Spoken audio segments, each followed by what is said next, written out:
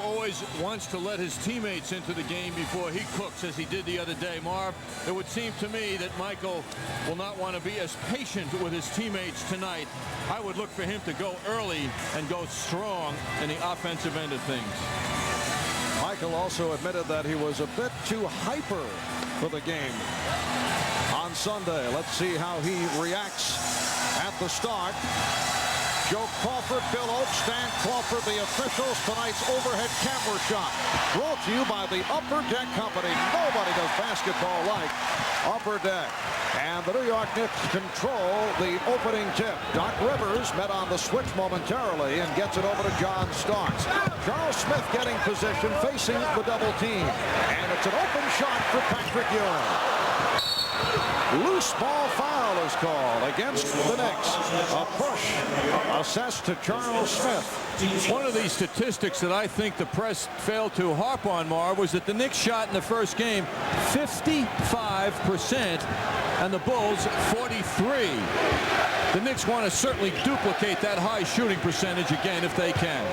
Bill Cartwright working down low. The Bulls want Cartwright to get into it early. He was not able to get into it at all on Sunday. That is one of the predictable patterns of the Bulls. They'll go to Cartwright early to do just that. And as we look down the road with the Knicks having the decisive advantage off the boards on Sunday, we can look for a bit more of Scott Williams as Oakley buries the jumper to tie the game at 2. There is the feeling that Scottie Pippen will move to the backcourt and Scott Williams will come on to bang. Here's Grant working inside. And Starks hustles it down. Ewing going right at Cartwright, and it's tipped home. The Knicks 4, and the Bulls 2. Ewing able to tip it home. A most unusual effort type tip-in by Ewing. The chant of defense. Pippen played tightly by Smith. This is what you expect.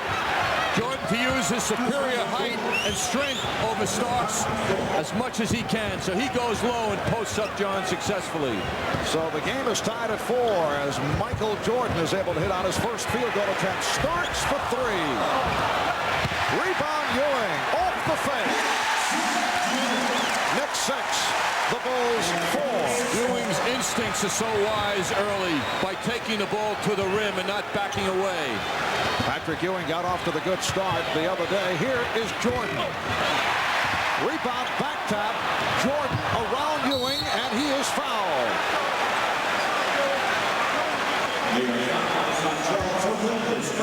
Foul committed by Charles Oakley. So right away, we see Jordan involved almost every time at the offensive end for the Bulls. He is not going to wait for the game to come to him. He's going to try in his Jordan-like way to take control of this game from the outset. And as announced earlier, Charles Barkley winning Most Valuable Player honors. Hakeem Olajuwon second, Michael Jordan third, and Patrick Ewing was a distant 4th in the battling. They double up on Rivers, so pressure right at the start. The ball was knocked out of bounds by Armstrong. One of the main concerns of the Knicks coaching staff, the 24 turnovers committed on Sunday, their highest total of the playoffs, with 13 of those turnovers, as Pat Riley said, unforced. Smith gets inside, and Jordan with the rebound. The game is tied at 6. Jordan fires down, but Pippen could not hold on. Pass was delivered perfectly to Pippen.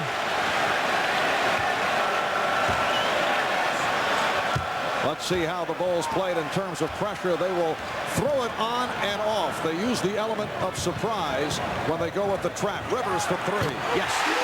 Doc Rivers surprised Michael Jordan. Doc Rivers, with his veteran status, was not intimidated by Michael. That will count. It's a goaltend off a beautiful move by Jordan. Well, it's the sense of here he comes again. Michael, in his unique way, finding a way to the basket again.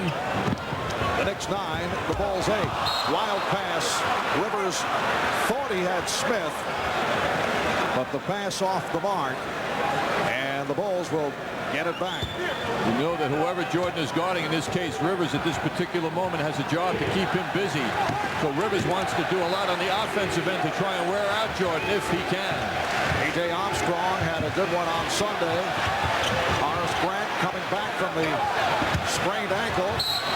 Jordan was pushed, and he'll go to the line. Foul committed by John Starks. That is his first. Marv, what we are seeing here right now in the opening 4 minutes of this game is the play of Michael Jordan and the Bulls. I mean, he is the offense so far. And he's tied the game at 9. Well, Phil Jackson on many an occasion has said he would prefer if the scoring is distributed, because he feels over the long haul it is not good for the ball club if Jordan does too much scoring. But in this particular situation, with the Bulls trying to tie the series at 1, foul called. Crawford indicating the foul, a hold on Grant. In this situation, not that it's desperation time, it's only game 2 of the best of 7, but the Bulls would certainly feel better going back to Chicago with the series even at 1. Here's Smith taking the pass from Oakley and laying it in, and the Knicks lead by 1. Perhaps Phil Jackson does not mind that Michael Jordan will dominate. Yes, Phil prefers winning, that's for sure. And Michael is the one single player in this league who can kind of do it by himself. Oh, what a tip by Pippen. Scottie Pippen slamming it home to give the Bulls a 12-11 lead. Against this on-again, off-again pressure that the Bulls are presenting to the Knicks after the Bulls score, the Knicks are giving different looks. Here's another look at that Pippen follow. Kind of made that look rather incidental. He was up so high. But the Knicks are having 4 different people now bring the ball up court. 4 minutes gone by in the first quarter.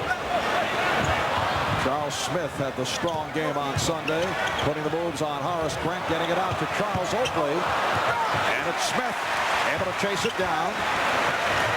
Starks with the duck under move. Feeds Oakley, and he's fouled.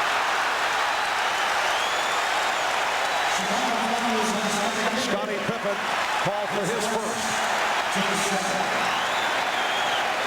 Well, the move was initiated by Starks faking out Jordan, getting around him, and then doing what he's learned to do in his continuing involvement as a player in the NBA, and that is to give the ball up after he has the full thrust to the basket. He doesn't necessarily have to force the shot, and he gave it up to Oakley at the end of the move.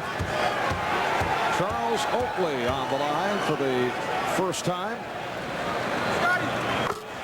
Charles has come on strong in the playoffs, averaging just under 12 points per game as opposed to his regular season average, just under 7, increasing the rebounds, and he's received more playing time, averaging 34.5 minutes per game on Sunday. And in game 1, Charles did not do it offensively, only 2 out of 5 from the field, but he had 14 rebounds.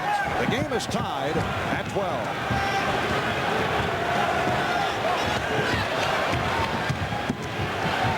Oakley steps out against Armstrong. Crowd wanted to travel on Grant. Jordan for 3. Yes!